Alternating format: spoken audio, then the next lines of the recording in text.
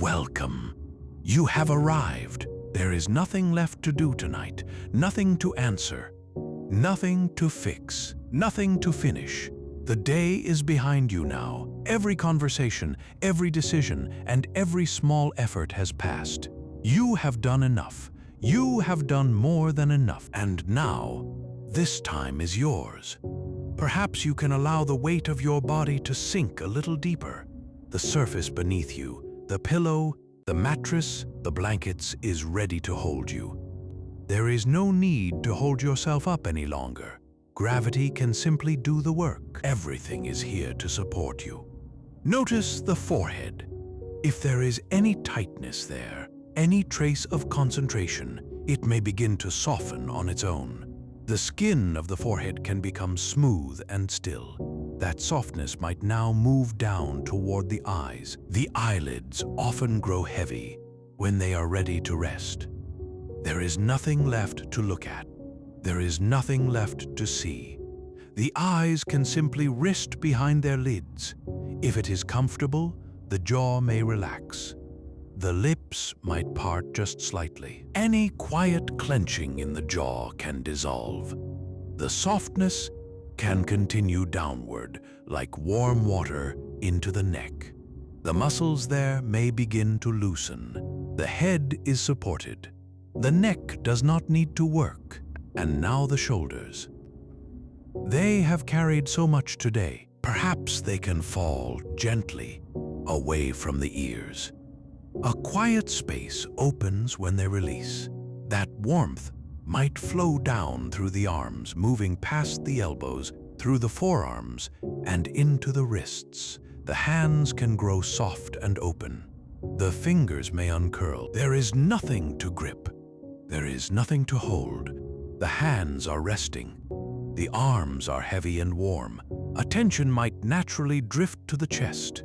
The gentle rise and fall of breathing is always there. There is no need to change it. Each breath comes in naturally, and each breath leaves naturally. This rhythm has carried you through every moment, and it will carry you now. The stomach can soften. The muscles of the abdomen may go slack and warm. You are safe here. There is nothing to brace against. The whole center can grow soft. And now the legs. The weight of the thighs rests against the bed. The knees can relax. The muscles in the calves and shins may release. The feet can grow heavy, warm, and still. The whole body is resting now. From the crown of the head to the soles of the feet. You are held. You are supported. You are warm. The breathing might slow, not with effort, but with permission. Each breath can grow a little longer, a little deeper, a little quieter. And as the breathing slows, the breath may find an easy rhythm, and the body may continue settling in its own time. It can settle, it can quiet. It has nowhere to go, so it does not need to rush. If thoughts come, they are welcome to pass. Imagine each thought as a leaf on a slow river, drifting past and away. There is no need to pick it up. There is no need to read it. It can simply go. Sleep is a gift to receive. And tonight, it will come as gently as the quieting of a room. There is nothing more to do now. You may simply rest as the quiet words continue around you.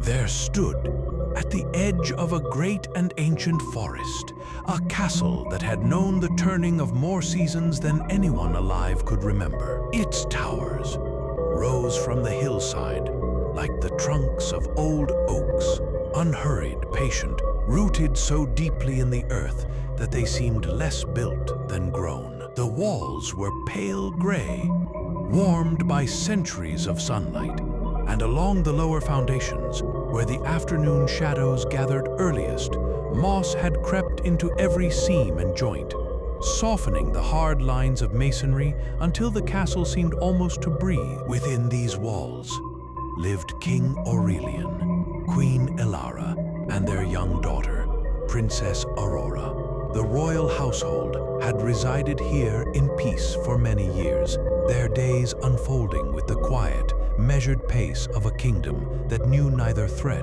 nor hurry. Their presence warmed the ancient stone, a quiet, steady heartbeat echoing through the halls. Ivy climbed the eastern wall in a slow, deliberate embrace, threading over arched windows and curling beneath ledges where swallows had nested since time out of memory. In autumn, the ivy turned to copper and crimson, and the castle wore its colors like a garment, quiet, dignified, and beautiful without effort.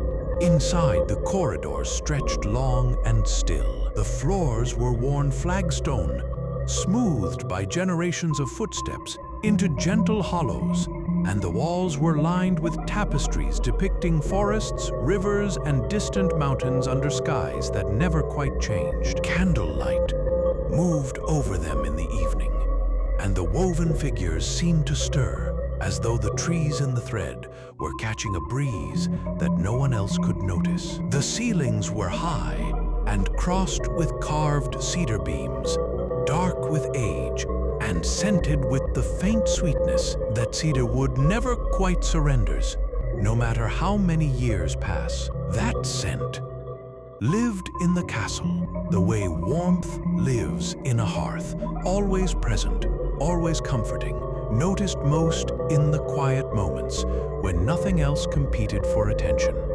The staircases were wide and curving, their banisters smooth oak, polished to a deep amber by the touch of countless hands. To climb them was to feel the generations beneath your fingertips, the slow accumulation of care that turns a building into a home. The steps themselves were slightly uneven, each one worn into a shallow curve by the passage of time. At the top of the great western staircase, a corridor opened onto a row of stained glass windows that faced the sunset. In the evenings, when the light came low and golden across the hills, the glass threw colors across the opposite wall: rose, amber, violet, and the deep blue of a sky just after the sun has gone. The colors moved slowly as the earth turned, sliding over surfaces like the passage of hours made visible. Beyond the windows, the world stretched outward in every direction: forests, meadows, and the distant silver thread of a river. The trees were turning now, in the easy way that autumn arrives in peaceful kingdoms, unhurried and deliberate, each leaf deciding in its own time to let go of green and take on gold. A cool wind moved through the castle's open corridors, carrying with it the scent of fallen leaves and distant rain. The wind was never strong here. It never howled or pressed against the doors. It simply visited, turning the pages of books left open on windowsills, stirring the heavy velvet curtains, finding its way to the fireplaces and making the flames lean and murmur. There were many fireplaces in the great hall, in the smaller parlors, in the bedchambers, in the kitchens, but the finest of all stood in the castle library. It was wide enough for a man to stand inside, and its mantel was carved with a pattern of climbing roses, so finely worked that visitors sometimes reached out to touch them, half believing they might be real. The library itself was a room made for rest. Its walls were shelves, floor to ceiling, filled with books whose leather spines had softened with age into the colors of autumn itself: russet, ochre, faded gold, deep brown. The room smelled of old paper, cedarwood, and the faint ghost of lavender that the queen kept in sachets among the volumes she loved best. 2 armchairs stood before the fire, their cushions deep and worn in just the right way, shaped by the bodies of those who had sat in them evening after evening, year after year. Between them, a small table held a brass candlestick and a dish of beeswax candles, their light steady and warm and barely enough to read by, which suited the room perfectly. This was a place for being still, The fire crackled steadily. Outside the library's tall windows, the garden waited. It was just visible in the last of the evening light. The dark shapes of rose bushes, the pale outline of a bench, the silver gleam of a fountain that had not yet been silenced for the season. The garden had its own life, its own rhythm, and even now, as the castle settled into its nightly stillness, the sound of water could be heard, faint, patient, constant, as though the garden were quietly breathing. King Aurelian sat in the leftmost chair, a book open on his knee, but unread, his gaze resting on the fire. The queen and princess had retired to their rooms an hour earlier, and the castle was so quiet now that he could hear the ivy shifting against the window glass, a sound so small, so intimate, that it seemed to belong only to the room and the moment. He did not think about tomorrow. There was nothing pressing. There was nothing urgent. There was only the fire, the cedar-scented air, the gentle weight of the book, and the deep, familiar comfort of a home that had kept its people safe for as long as anyone could remember. The candle beside him guttered once and then steadied, its small flame reflected in the dark window. Beyond the glass, the garden breathed. The fountain murmured. The last light of evening settled over the trees, like a quilt drawn gently over the shoulders of the world. Tomorrow, Queen Elara would walk in the garden. Princess Aurora might sit by the fountain and watch the birds. The roses would still be in their late bloom, the last of the season, and the morning air would carry their scent across the stone paths and through the open kitchen doors where the cook would be warming bread, and the whole castle would smell of flour and honey and the first fire of the day. But that was tomorrow. Tonight, there was only this: the library, the fire, the quiet, and the garden waiting just beyond the glass, lit now only by the moon, which had risen without announcement and hung above the forest like a lantern someone had forgotten to bring inside.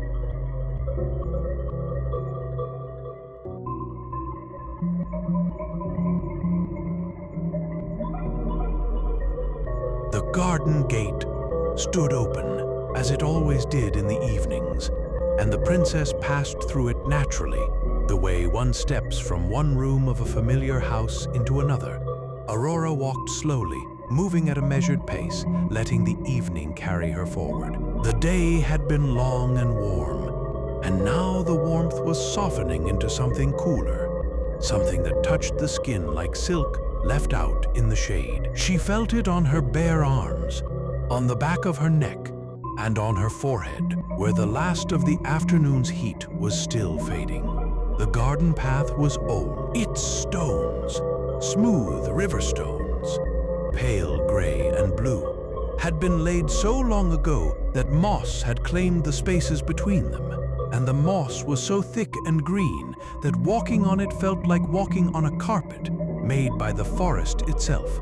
Her footsteps were nearly silent. The only sound was the hem of her skirt, brushing the lavender that grew in low, fragrant hedges along the borders of the path. Lavender grew everywhere in this garden, not in careful rows, but in drifts and swells, as though it had been planted once and then allowed to wander wherever it pleased. The scent rose from it in waves as Aurora walked past, stirred by the hem of her dress and by the small, cool breeze that moved through the garden at this hour.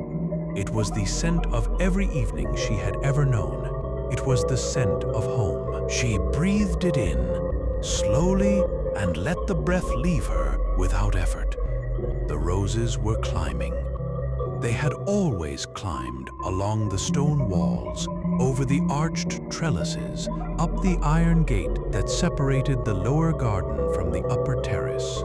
They were pale in this light. The deep reds and pinks of midday had softened now to dusty rose and cream, and their petals were beginning to close, folding inward like hands coming to rest. Aurora paused beside a climbing rose that had threaded itself through the bars of a low iron railing. A single petal fell as she stood there, loosened by the gentle weight of the evening, and she watched it drift downward, turning once in the still air before landing on the moss at her feet. She left it where it lay, resting peacefully against the earth. Beyond the roses, the marble fountain stood in the center of a small circular clearing. It was a modest basin of white stone, its edges softened by decades of rain and frost. The water rising from its center flowed so gently that it barely seemed to fall. It simply appeared, curved in a low arc, and returned to itself with a murmur that was less a sound than a texture in the air, something the garden wore, much like the moss wore the stones.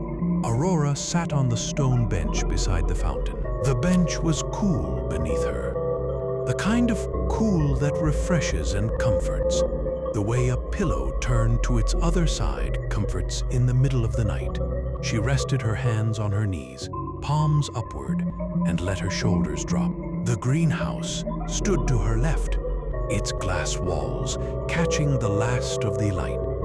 Inside, she could see the shapes of flowering vines, jasmine and honeysuckle, and the pale trumpets of moonflowers that would open fully when the light was entirely gone. The greenhouse was warm and still. Its glass was misted at the lower panes, and through the mist, the green of the vines looked like a watercolor, blurred, gentle, dreamlike. She remained on the path, content to admire the glass walls from a distance. It was enough to see it there. Warm, green enclosed, a room made of glass and quiet. The ivy on the far wall moved slightly, stirred by the same breeze that carried the lavender. It was thick enough to become its own kind of wall, a living barrier, green and layered, its leaves overlapping like the scales of a great sleeping creature. Small birds had nested inside it earlier in the season, and though the nests were empty now, the memory of their song seemed to linger in the leaves, as though the ivy itself remembered. Above her, the sky was changing. The blue of the day was deepening into something richer, a blue that was almost violet, almost gray, almost the color of the inside of a seashell. The first star appeared, small, tentative, and wonderfully faint. Aurora saw it and simply observed it, acknowledging its arrival the way one notices the fire settling lower in its grate, without surprise, with only the quiet recognition that the world was doing what the world has always done. A bird sang from somewhere deep inside the garden, a small sound, clear and brief, like a single drop of water falling into a still pool. And then, from far beyond the walls, an owl called. It sounded distant enough to come from another world, a world of forests and deep shadows and the slow turning of the earth. And Aurora closed her eyes for a moment, listening. The fountain murmured. The lavender breathed. The flowers, one by one, were closing. She felt it. Then, the pleasant heaviness that comes when the body has been warm and is now cool, when the mind has been busy and is now still. It felt deeper than tiredness. It was a gentle softening, a quiet agreement between the body and the evening that the time for being awake was ending. Her eyelids grew heavy. They lowered slowly, the way a leaf grows heavy with dew, until the weight of them felt perfectly natural. She rose from the bench without haste. Her bare feet found the moss again, cool and soft, and she walked back along the path the way she had come, past the lavender, past the roses, past the ivy wall where the birds rested. The gate remained open. The castle waited beyond it, its windows lit now from within, a warm amber glow that spread across the courtyard stones like a welcome. She kept her eyes forward, trusting the garden to remain exactly as she left it. It would be there tomorrow, and the day after, and the day after that, patient, fragrant, unchanged. The castle drew her in. The stone corridors were warm with firelight, and the scent of cedarwood and beeswax replaced the lavender as she passed through the doorway, and the garden fell behind her. Somewhere ahead, a fire crackled. Somewhere above, the moon rose, and the night came on, unhurried, like a story told in a quiet room by someone who has all the time in the world.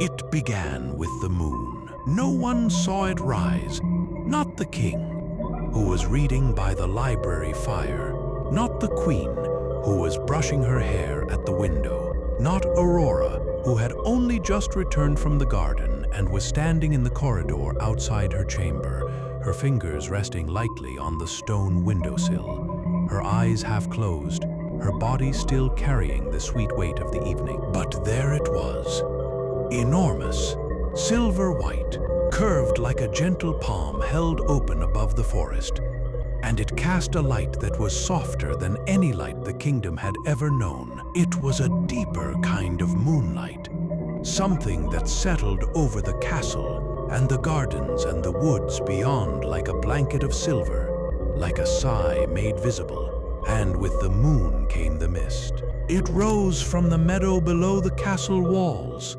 not from the ground, but from the air itself, as though the night had exhaled something gentle and warm and violet. It was luminous, shimmering faintly, the color of the last light behind closed eyelids, that soft violet gray that belongs to the moment just before sleep.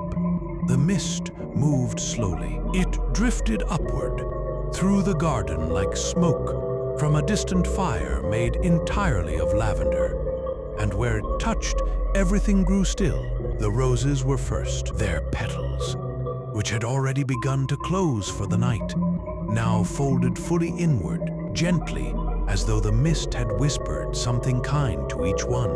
The lavender along the stone path bent slightly, leaning toward the earth, and the scent it released was deeper and warmer than it had been in the daylight, as though the plant itself were breathing out its last waking breath. The fountain murmured once more, a low, soft note, and then its water slowed and became so quiet that it felt like a memory of a sound, hanging in the air like the last vibration of a bell. In the trees beyond the garden wall, a nightingale was singing. Its song grew softer. Each note arrived a little further apart, a little more tenderly, as though the bird were counting the spaces between the stars and losing interest in the count. And then the song drifted into silence, the way a conversation ends when both people have said everything they need to say and are content to sit together. The owl that had called earlier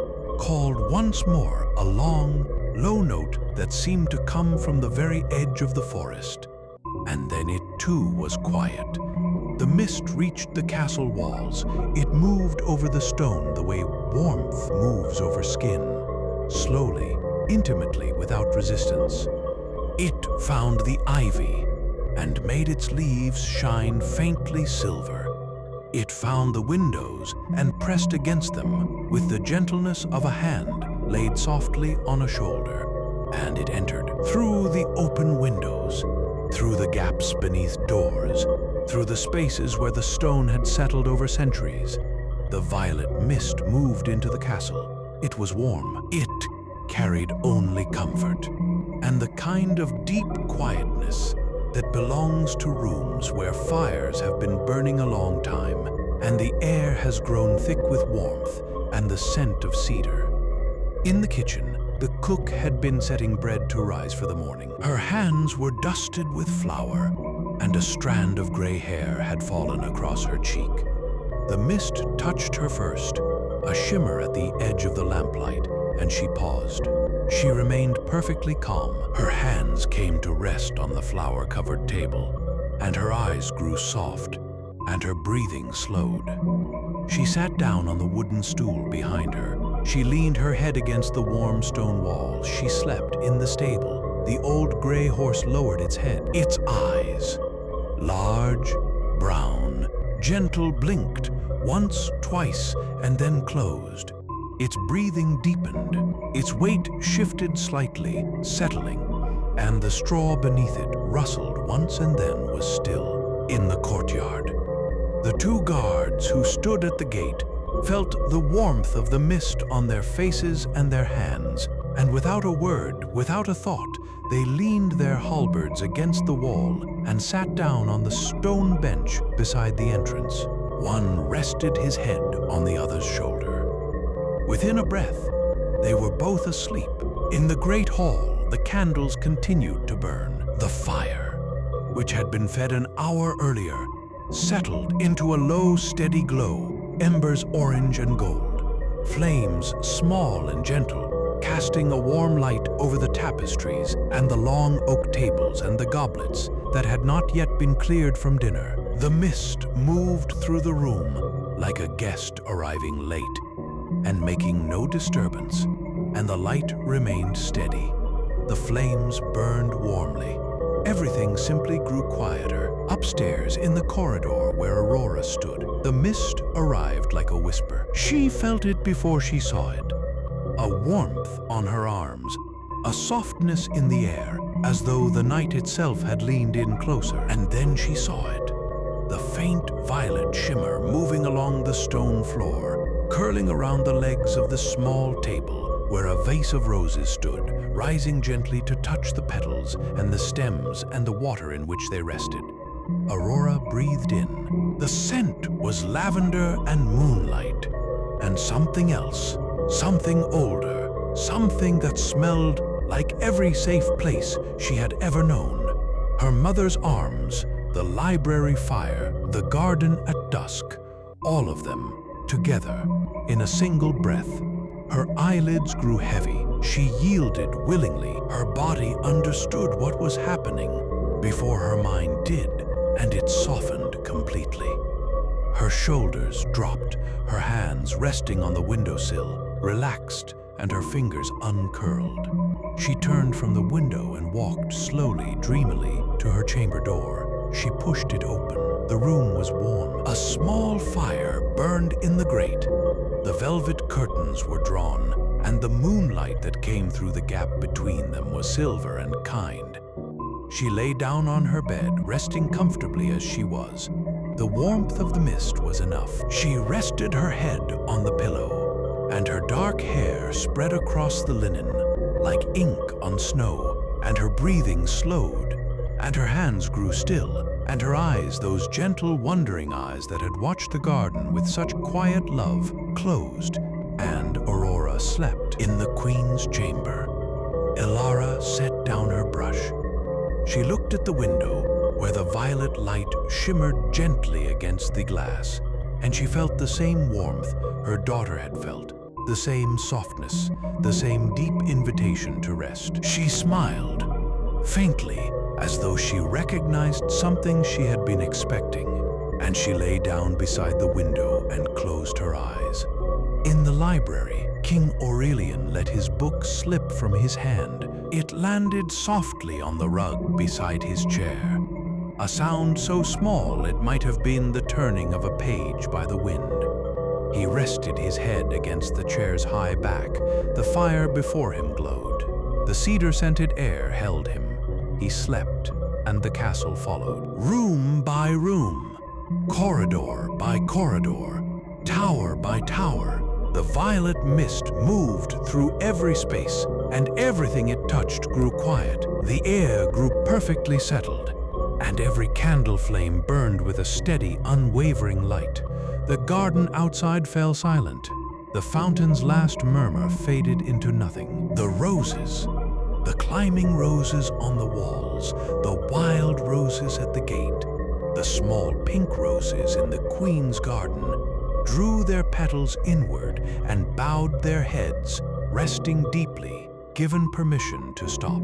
And then, gently, slowly, without any sound at all, the roses began to grow, with the slow certainty of a tide coming in.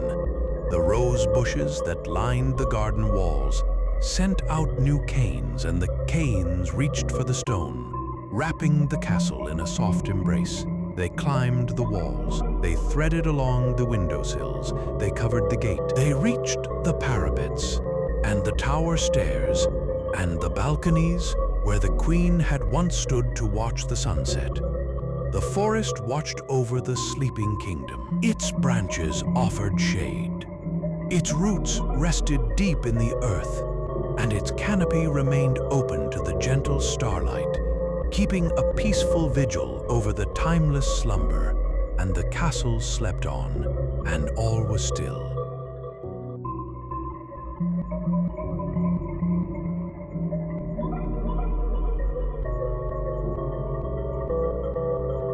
100 years passed over the castle in perfect, undisturbed silence.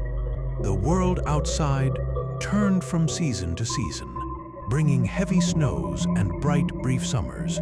But within the enchanted boundary, time had simply ceased to push forward. It rested like water in a still pool. The roses that had climbed the walls the night of the enchantment grew thicker with each passing decade, their thorny stems softening into ancient interwoven wood, their leaves remaining perpetually green.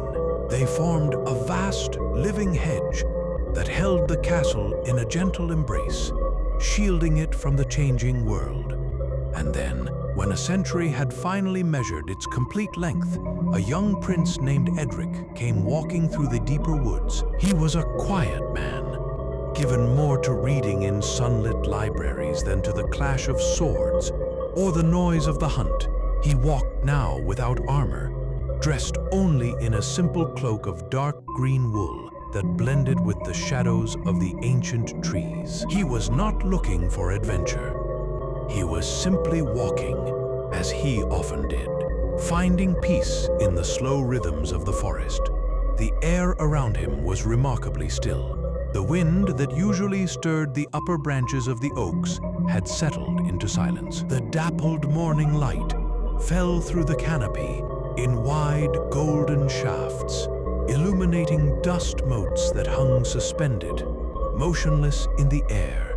As he walked deeper into this part of the forest, a place where few people ever ventured, he began to notice a change in the atmosphere. The scent of pine and damp earth gave way to something sweeter, something that belonged to a different season.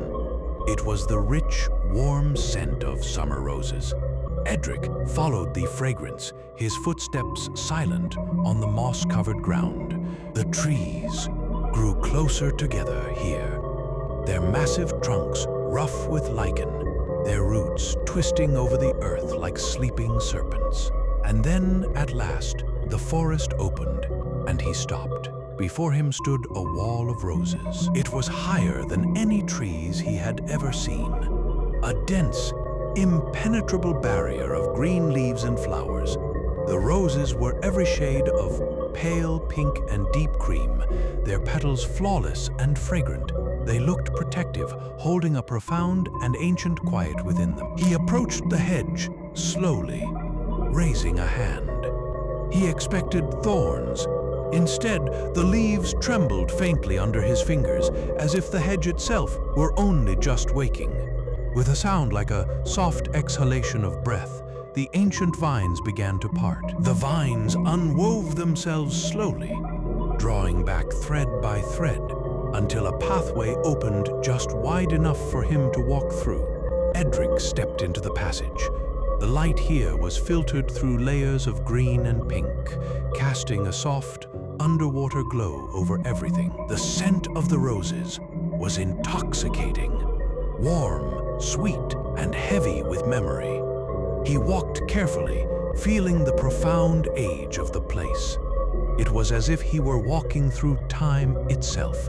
The passage turned and widened, and then he was through. He stood at the edge of the castle grounds. The building rose before him, pale gray stone softened by centuries of ivy and moss. It was exactly as the legends had described. And yet, standing before it in the morning light, he found he had no words ready for it after all. There was no ruin here, no decay. The castle was perfectly preserved, held in a state of suspended grace. He walked across the courtyard. A horse stood by the stable door, its head bowed, its eyes closed. It remained perfectly still as he passed. Near the great wooden doors of the hall, two guards sat on a stone bench, their spears resting lightly against their shoulders, their chests rising and falling in slow, rhythmic breathing. They were deeply asleep.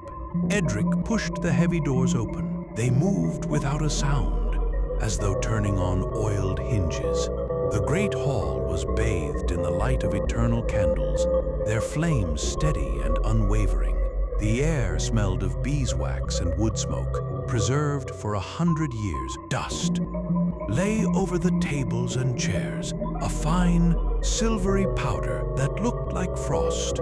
He moved through the hall, his boots making no sound on the flagstones, feeling the immense weight of the sleeping kingdom around him. He climbed the curving oak staircase, his hand resting on the polished banister.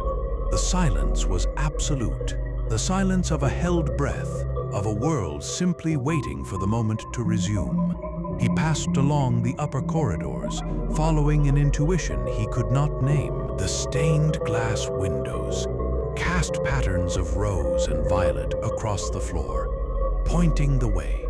Finally, he reached a heavy wooden door, slightly ajar. He paused, taking a deep breath of the lavender-scented air, and gently pushed the door open, stepping into the princess's chamber.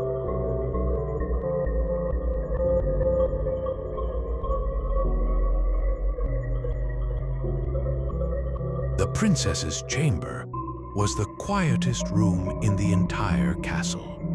Here at the top of the tower, the air was entirely still, and the light that filtered through the velvet curtains was soft and golden, like the light at the very end of a long summer day. The scent of lavender was stronger here, mixed with the clean, dry scent of old linen, and the faint sweetness of the wood that had burned in the small fireplace. 100 years ago, Aurora lay on the bed, her dark hair spread across the pillows. She looked as though she had only just closed her eyes, having found a comfortable position for an afternoon rest.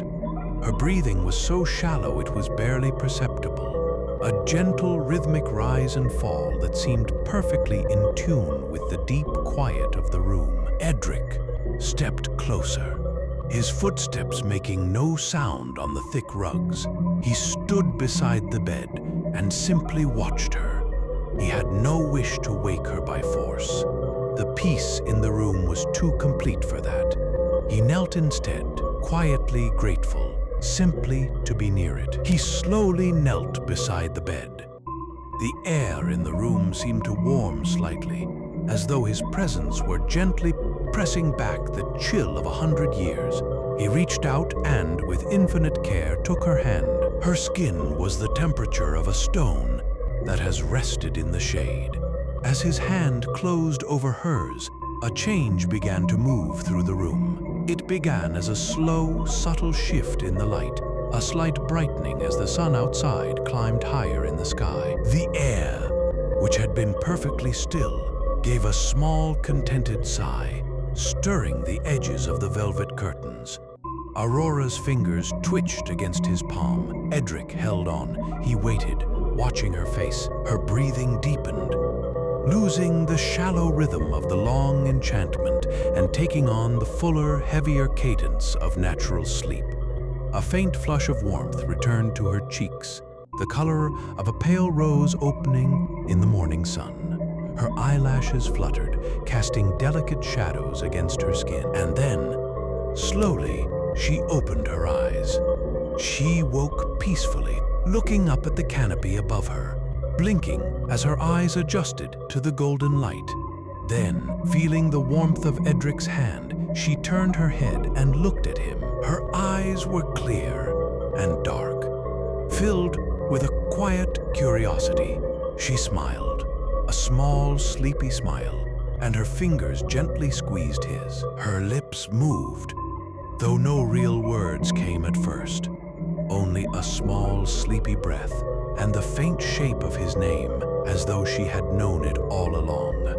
As the words were spoken, the enchantment broke. The enchantment melted, the way frost melts under the first warmth of morning sun. Down in the courtyard, the horse shifted its weight and shook its mane. The two guards by the door drew slow, easing breaths, blinked, and lowered their spears gently, rubbing their eyes as though waking from a long, peaceful watch. In the great hall, the eternal candles flickered and burned with new warmth, and the dust motes began to dance again in the drafts.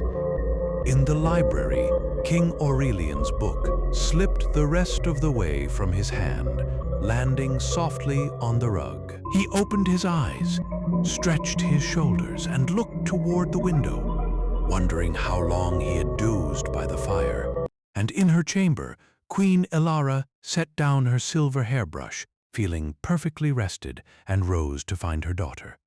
The castle was awake. The century of sleep had passed, leaving no mark but a deep peace. The roses on the walls outside began to loosen their grip, dropping petals that drifted down like soft pink snow. Up in the tower, Edric helped Aurora to sit up. She looked toward the window, where the morning sun was now streaming in, bright and warm. The air was filled with the sound of birdsong, real, living birds singing from the branches of the ancient oaks. The long night was over. The world had returned to the gentle business of living, and the castle, bathed in the warmth of a new day, breathed freely once more, and all was well.